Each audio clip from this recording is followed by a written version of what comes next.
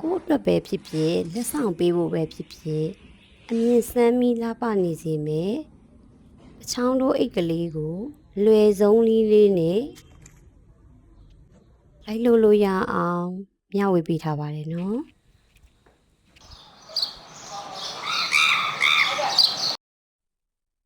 ဒီနေ့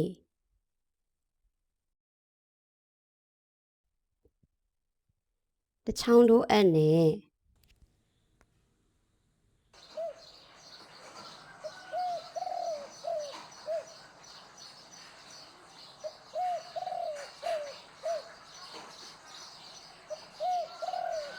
ပစံအိတ်ဒီဇိုင်းဆန်းဆန်းလေးထိုးပြမယ်နော်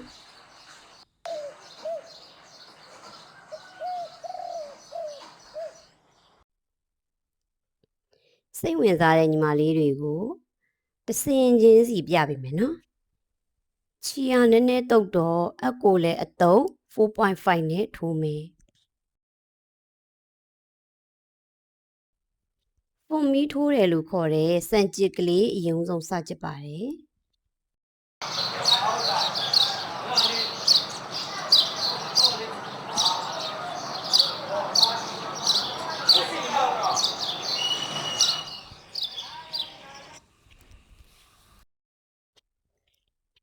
စံကြစ်ကိုလိုချင်တဲ့အပြားဆိုင်ထိရောက်အောင်ညီလေးကြစ်သွားမယ်နော်ပြထားတဲ့နေရာစပြီးခြိစကလော်ပါမယ်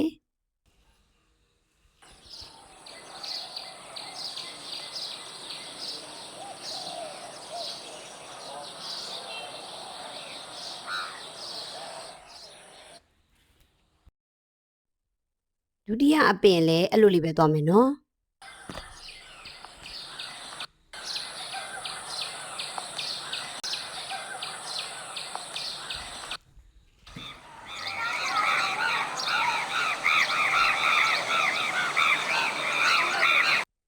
အခုတတိယအပင်လည်းပထမနီးတိုင်းပဲသွားမယ်နော်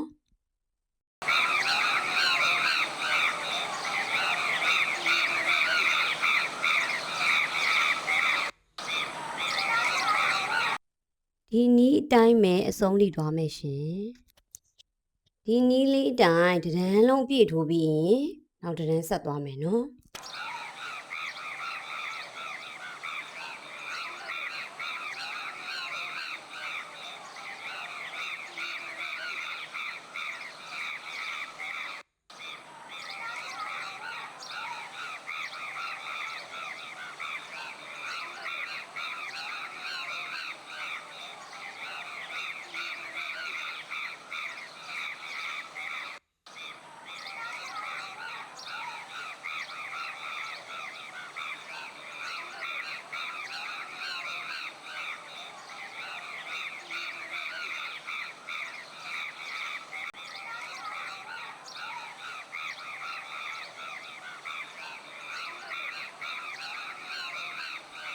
ဒီနီးလေးအတိုင်းကိုလိုချင်တဲ့အပြားစိုက်ကလေးရအောင်ဆက်သွားမယ်ရှင်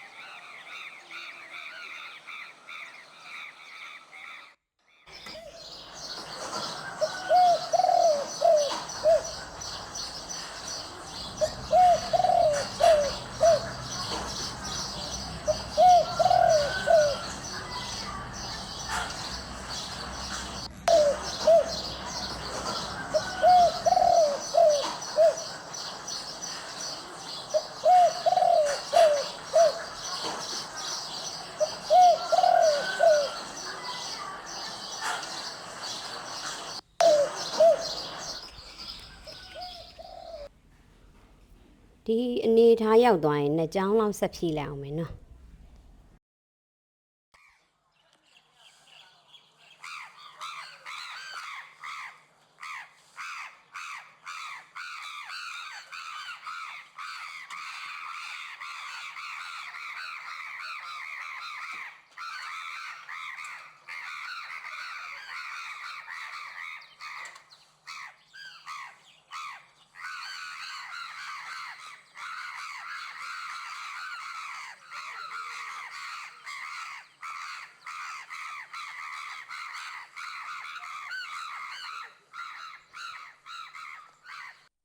ထက်အောင်စိုက်ကလေးညီမညီပြန်ကြည့်မယ်နော်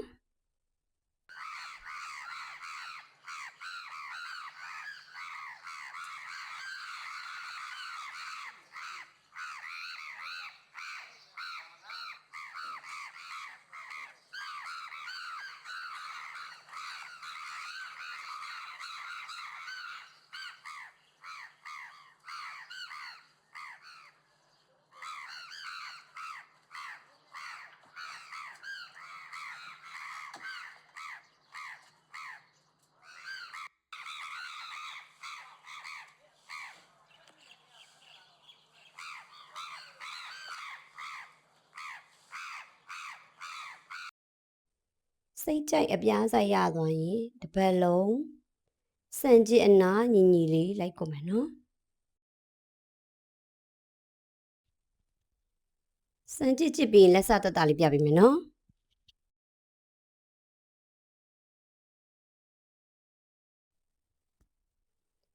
အဆုံးတက်တာလဲခိုင်မို့လို့သလိုအတွင်းနဲ့လန်ကြည့်ရင်လေခြေတွေရှုပ်ပွားမနေအောင်ဒီလက်စတက်တဲ့ဂျိုးလေးကိုဖွက်လိုက်မယ်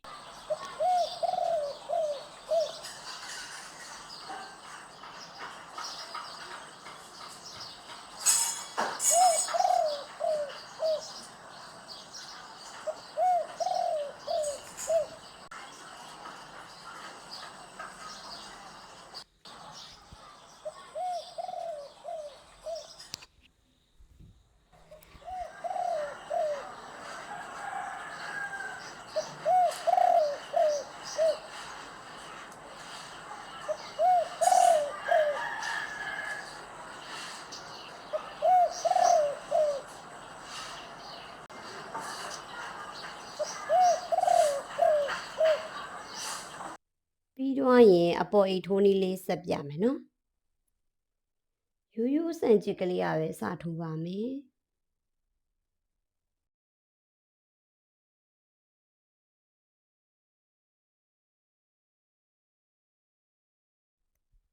ကိုလိုချင်တဲ့အရှိအနေထားရပြီဆိုရင်ခြေတပင်ထပ်ကောက်မယ်ပြီးရင်အနောက်ကလေးလန်လိုက်မယ်ပြထားတဲ့နေရာကနေအထိုးထည့်ပြီးတော့ခြေလန်းကောက်မယ်ကောက်လာတဲ့ခြေကိုတပင်ပဲကြံအောင်ပြန်ဖြုတ်ချမယ်ဒုတိယမြောက်ပင်ကြတော့ခြေတပင်ကောက်မယ်ဒုတိယမြောက်ပေါက်လေးတွေကိုအတွင်းမယ်ခြေလန်းကလော်မယ်3ပင်ဖြစ်သွားပြီနော်3ပင်ကိုတပင်နဲ့ဖြစ်အောင်ခြေဆွဲထုတ်မယ်ဒီခါတော့ပထမပင်သွားသလိုပဲယူယူပဲသွားမယ်နော်ဒီတကြောကြတော့ဒုတိယပင်သွားသလိုပဲခြေတပင်ကောက်ခဲ့မယ်ဒီနေရာလေးကနေအထိုးပြီးခြေလန်းကလော်မယ်3ပင်ဖြစ်သွားမယ်3ပင်ကိုတပင်ပဲကြံအောင်ဆွဲထုတ်လာခဲ့မယ်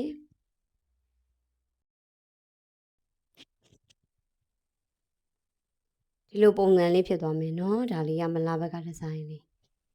ဒီနည်းလေးအတိုင်းတန်းပြအောင်သွားမယ်နော်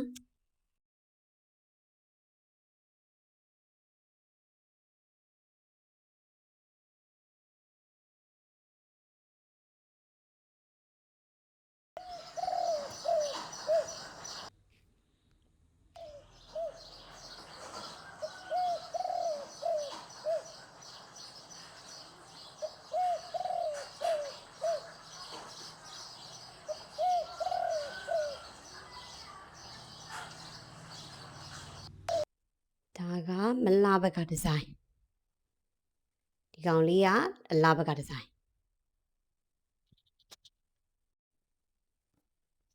ဒီအောက်တန်းပြီးသွားရင်ဒုတိယမြောက်အတန်းလေးဆက်သွားမယ်နော်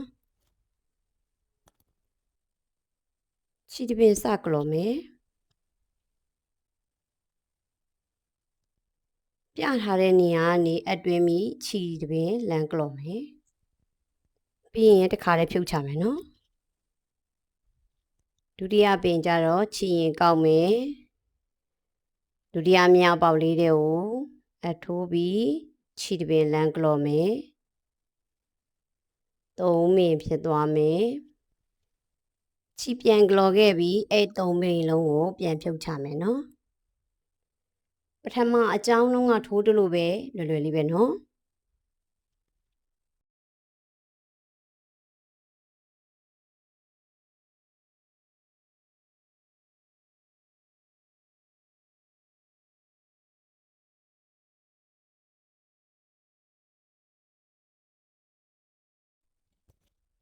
ဒီနီးလေးအတိုင်းပဲကိုလိုချင်တဲ့အပြားဆိုင်ထိဆက်ထိုးလာခဲ့မယ်နော်ကိုလိုချင်တဲ့အပြားဆိုင်လေးထိုးပြီးသွားပြီဆိုတော့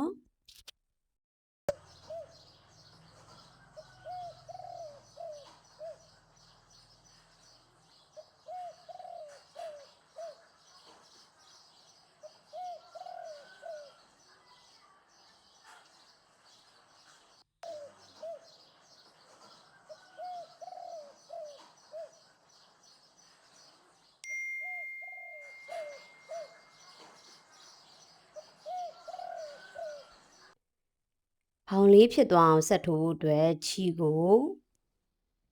ဒီကနေလည်းမကပ်ဘူးဒီဘေးကနေလည်းမကောက်ဘူးဒီဘက်ဘေးနားလေးကနေကောက်မယ်နော်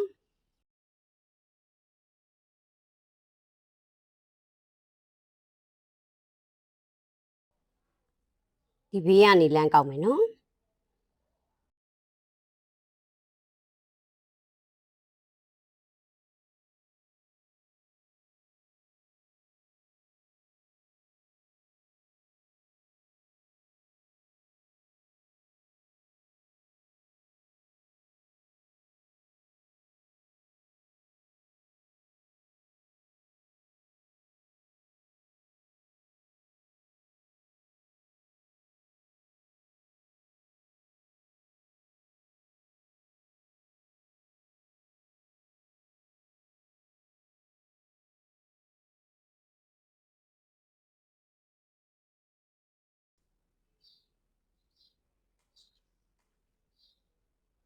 ဒီလိုဘောင်လေးဖြစ်သွားအောင်ပေါ့နော်ဒီနီးတိုင်းလေးပဲတစ်ပတ်လုံးပြည့်ထိုးမယ်ရှင်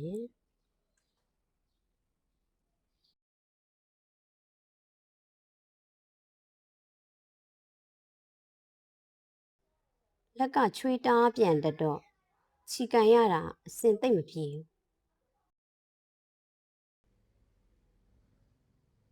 အဆုံးတက်ပြီးသားခြီပိုတွေကိုဒီထိုးပြီးသားကြိုးတွေကြားလေးတွေကိုလိုက်ပြီးဖွက်ပြီးတော့သိမ်းလိုက်ရင်ကြိုးတွေကမရှုပ်တော့